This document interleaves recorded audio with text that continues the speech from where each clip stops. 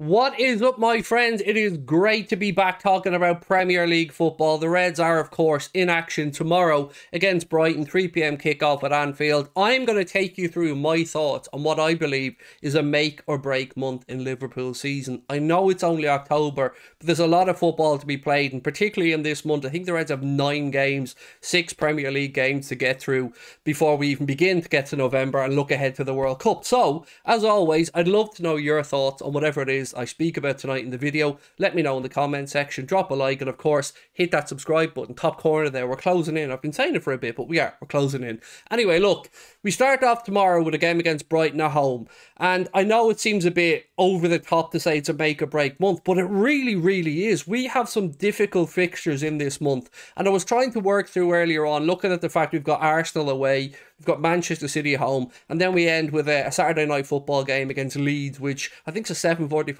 p.m. kickoff, and I welcome that very much. Love Saturday night games.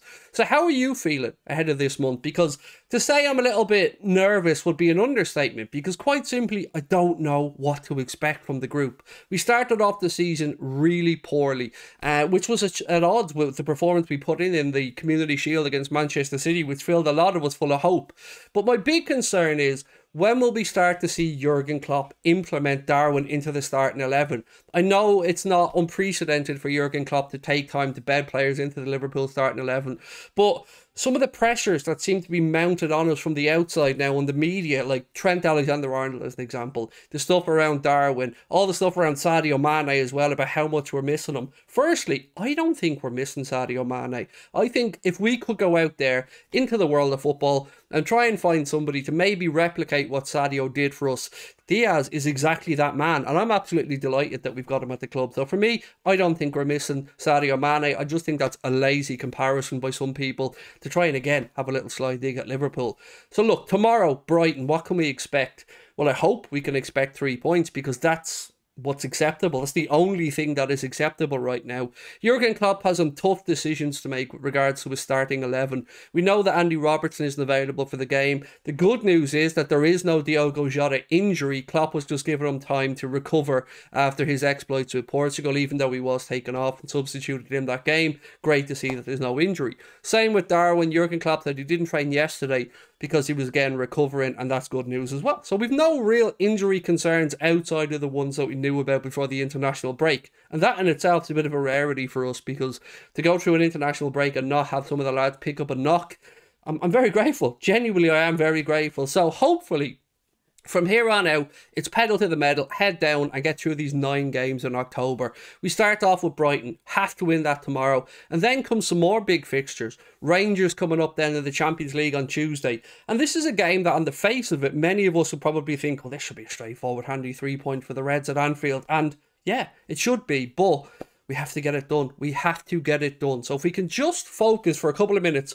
on the 6 games that we have in the Premier League, I asked myself realistically, what's a tally that we could afford this month? What's a tally that we can come away with? And I think we need 15 points from the 18. And that's going to be no easy feat, because as I mentioned at the start, we have Manchester City at home at Anfield.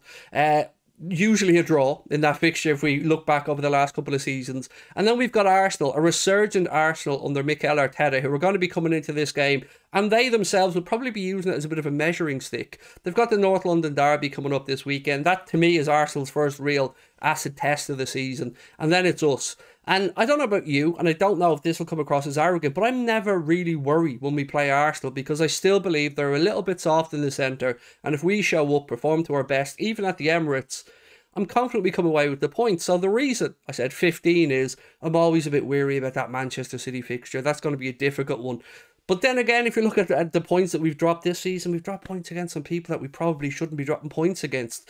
So what can we expect from Jurgen Klopp's team selection ahead of this month? I would suggest probably plenty of rotation.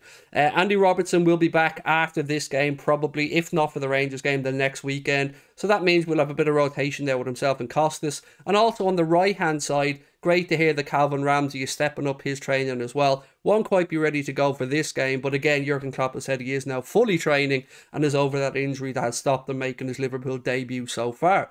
Add to that the fact we've got Queevy and Kelleher back as well. Obviously, he's had a long time out with injury, so we've got some backup for Alisson there. Ibrahim Kanade back training as well, so it's all starting to come up Millhouse, as I like to say. But we got to go out there and put the performances in. You know, we've had excuses, and excuses are exactly what they have been. Oh, we've had injury concerns, we've had issues in midfield, yada, yada, yada. All stuff that we as fans probably feel like we could have sorted out in the transfer market. Now the questions are, what players can Jurgen Klopp depend on, and who's going to go out there and put a shift in? Because we need leaders this month. This is the month where the Van Dijks of this world, the Matips, the Mohamed Salahs, the Thiagos, the Fabinhos, they're going to have to step up and really help Liverpool's cause, because 15 points for me, and again, love to know your thoughts in the comment section, is an absolute minimum that we can expect.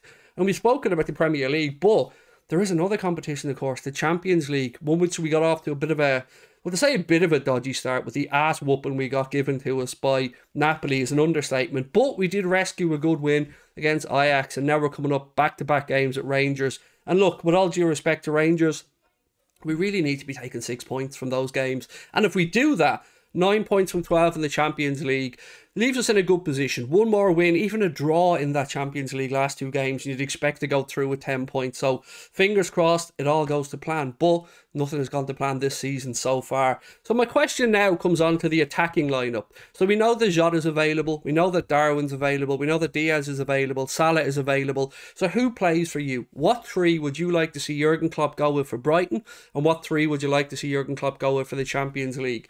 I suspect tomorrow, if I'm having a guess at it, we'll see Salah on the right, maybe Diaz on the left, and I think he might go with Jota to the centre. I did do my preview yesterday where I said I wasn't sure about Jota, so I had Firmino to the centre and Diaz on the left, but I wonder will he go with Diogo Jota and maybe bring Darwin off the bench, because something just, I don't want to say something doesn't feel right about the Darwin situation, but I feel like we haven't seen enough of him. We just haven't. I mean, I know Klopp likes to let him get up to speed, but we just haven't seen enough of him yet for my liking. And I don't want that to be spoken about like Klopp's deeming him a failure, because we've already seen those articles written. We've seen those reports out there to say that Jurgen Klopp deems him his biggest ever mistake since coming to Liverpool, which is quite simply nonsense. And then we can add to this as well the fact that we now have Arthur Melo fully available.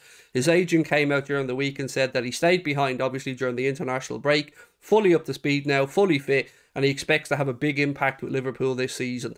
So, for me, I don't expect to see Arthur starting in midfield just yet. Maybe a substitute appearance tomorrow, maybe a substitute appearance on Tuesday, but to maybe hopefully slowly build up to starting. But the one player that has really annoyed me this season, outside of Trent, has been Naby Keita. I haven't liked the vibe that's been going around from Naby Keita's camp about the contract situation at Liverpool Football Club. Now, if you believe many of the journalists that are out there, they believe that Liverpool are negotiating with Keita's camp on a new deal. I'm going to stick to my guns, like I said yesterday. I don't think he deserves a new deal, and I'd rather see Liverpool go out there into the market next summer and bring in the 2 or 3 midfielders that we need and allow Naby Keita to go on his way. So look, as I said, really hectic month ahead. This was just me kind of touching base with you guys to see how you're feeling about it before the games kick off.